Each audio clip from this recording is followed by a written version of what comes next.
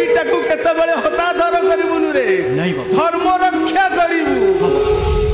ବାପା ତମେ ସେମିତି କଣ କହୁଛ? ପିଲାମାନଙ୍କ ପାଇଁ ପୁରା ବାପା ମା ଜୀବନ ସାରା ତ୍ୟାଗ କରନ୍ତି।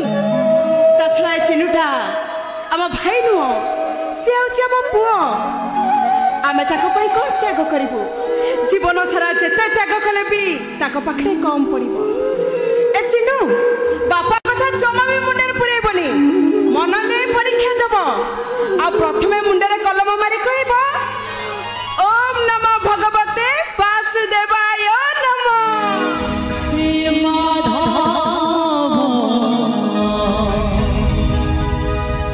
कृष्ण बोले जाओ जीवन